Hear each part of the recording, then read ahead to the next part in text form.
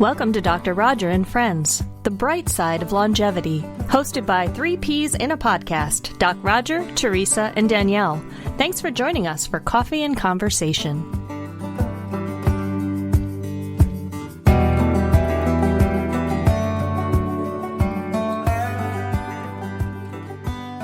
Hi there, I'm Dr. Roger Landry, and this is We're All in This Together, because we are, and I'm together today, once again, with Teresa and Danielle. And we thought today we'd talk about change. Have any of you noticed any changes in your life? Nah. Goodness. Par for the course. We have we as humans have a complex relationship to change.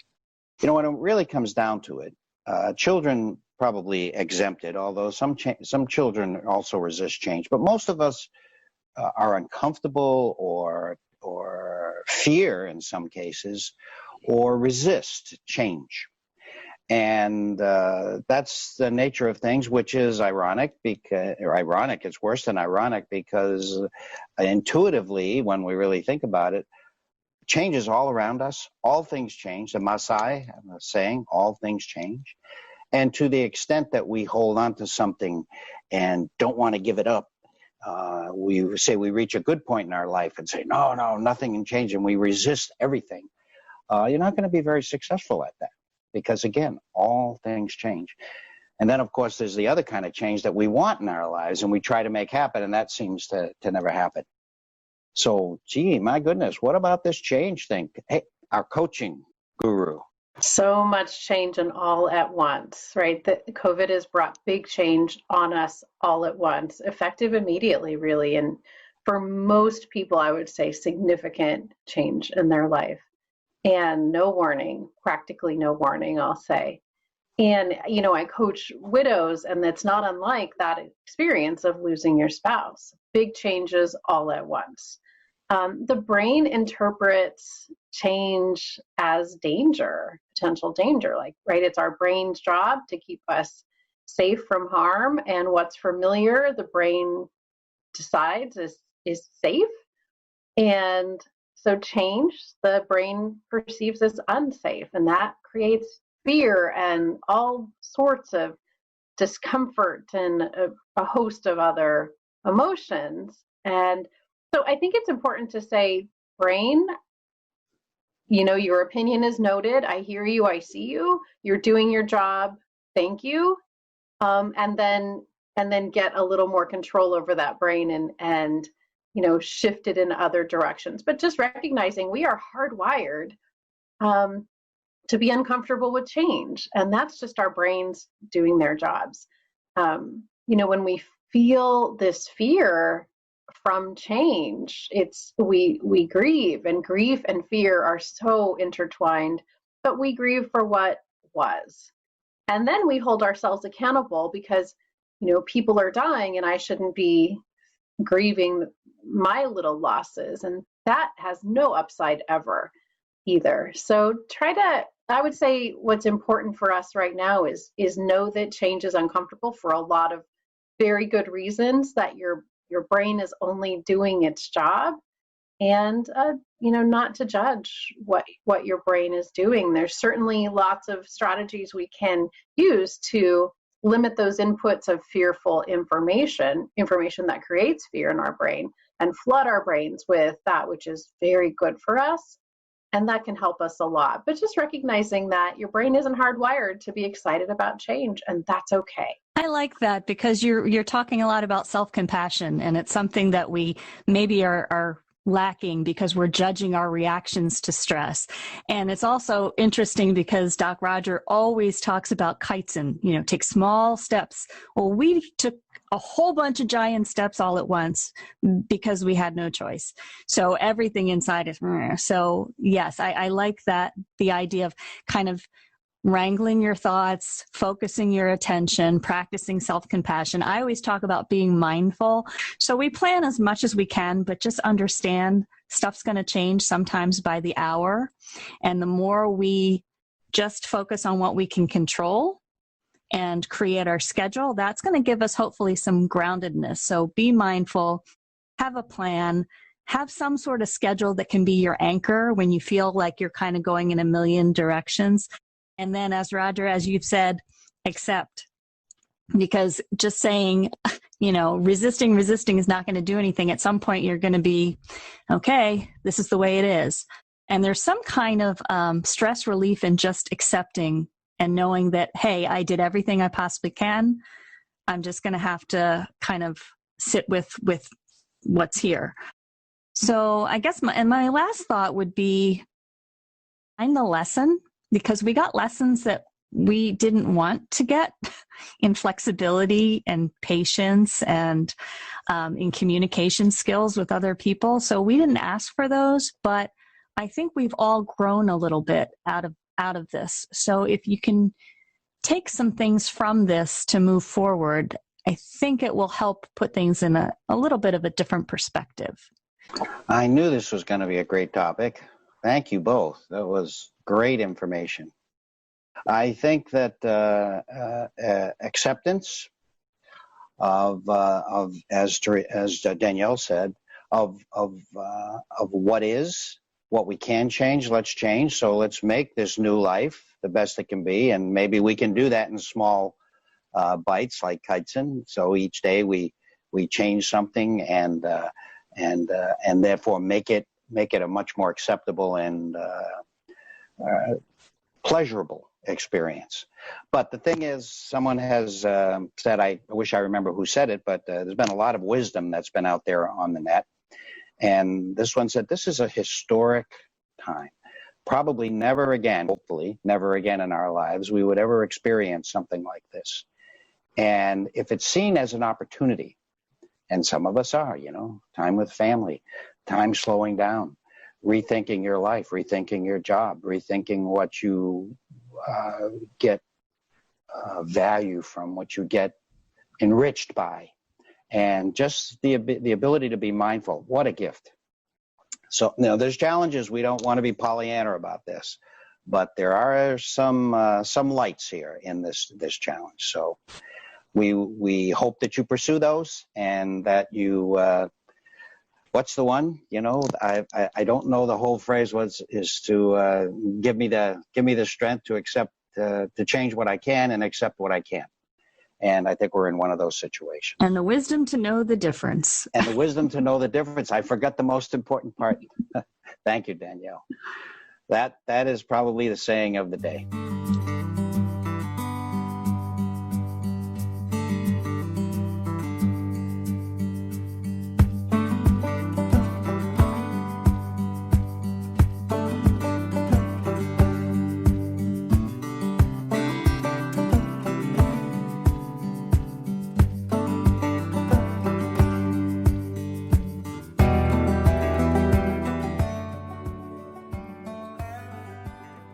Let's face it, we're all experiencing loss here, aren't we? Loss of some of us may even say some of our freedoms and rituals and pleasures and all those things that we took for granted, and we're feeling that. And loss, although it's absolutely,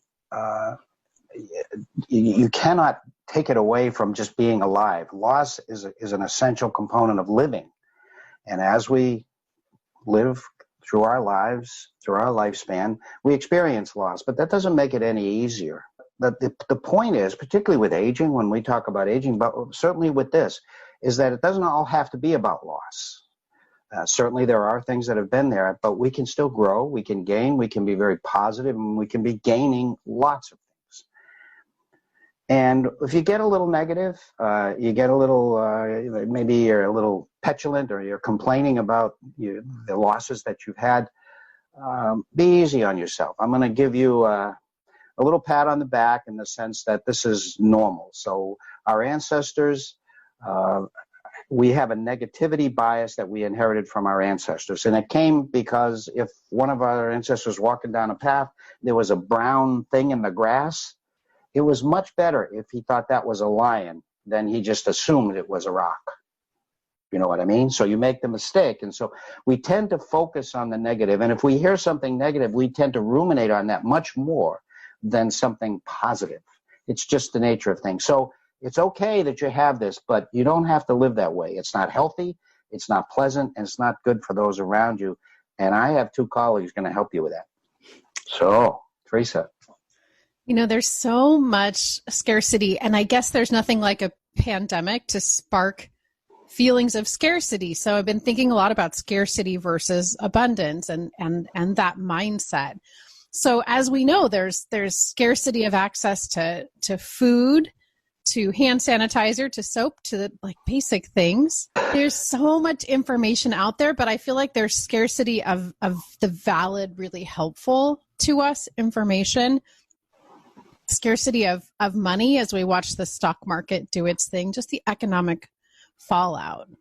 For those with kids at home who are trying to work, there is scarcity of time to actually do the work, scarcity of the ability to interact with people that we love, scarcity of even time to serve all the people that we want to serve. And for some, there's scarcity of work. There's just not the work. And it's, so there's so many circumstances that can put us into this scarcity mindset. And it's easy to think that it is those very circumstances that directly cause our sense of scarcity, but actually feelings of scarcity or abundance or any other feeling is something that we create in our minds, which is really good news. There's this protective shield between our circumstances and how we feel. And that protective shield is our thoughts, which is our superpower. It's really good news. So we can feel scarcity only if we choose to think thoughts that produce feelings of scarcity, or we can choose other thoughts that still feel true to us, but create a different feeling altogether. Here's an interesting example. Did you guys know that General Electric, General Motors, IBM, Disney, HP, Hyatt, Trader Joe's, FedEx, and Microsoft, they all have one thing in common. Do you know what it is? No. They're big. They are big, and they all started during a recession. Wow. Really? I didn't know that either. And here's another one. Facebook and Google were both launched right before economic meltdowns. So my point is that those leaders saw opportunity when a lot of others were spinning in that scarcity mindset. And we can choose that for ourselves too. So 2 things to consider. What if this pandemic and all that means were just like a weight that we could lift in the gym? It's heavy, of course, but it serves a purpose if we choose to pick it up. Makes us stronger. It's a good way to think of any challenge.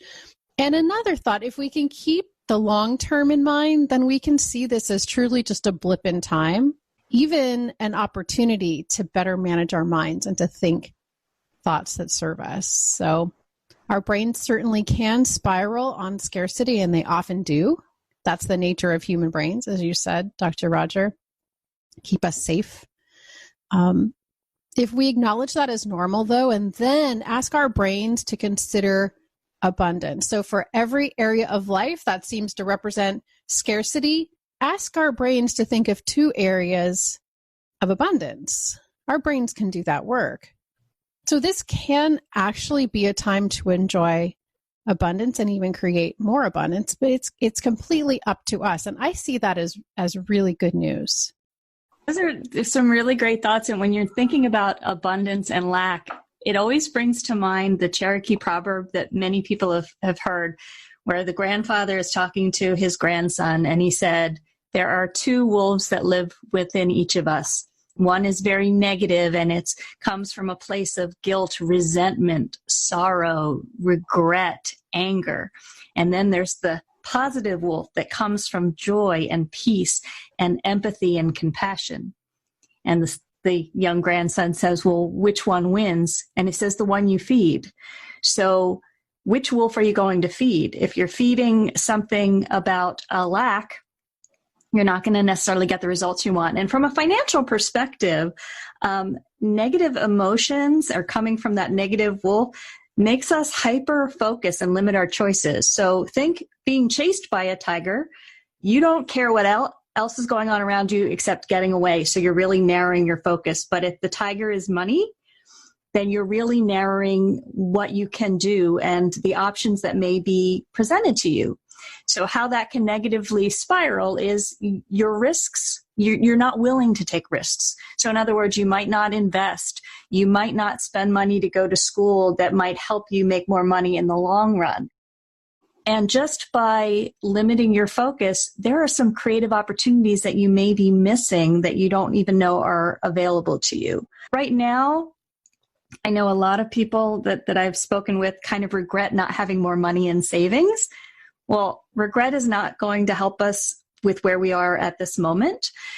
So what I would suggest to them, and it actually I've started doing more for myself, is what can we do going forward? How can we analyze how we're spending and how we're saving and use this as an opportunity to make some better choices? And the last thing, Roger, to your point about negativity, we tend to focus on the negative 2.5 times more than we do the positive.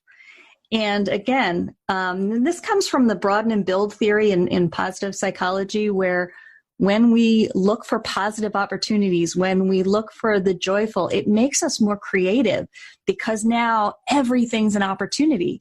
And when we come from a positive perspective, people are more likely to want to help you because you're coming from that place. So there's a lot about mindset and positivity and how it can help you in finances and in that whole idea of just achieving greater abundance, whatever that means for you.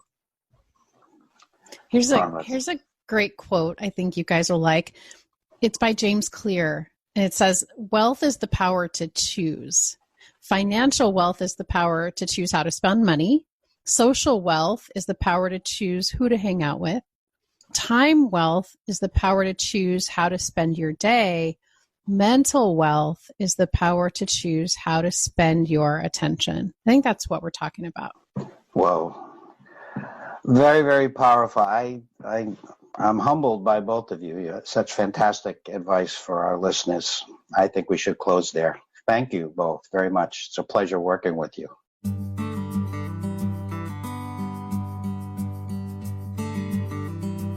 You've been listening to Dr. Roger and Friends, The Bright Side of Longevity. If you like the show, please rate and review, and be sure to click to follow.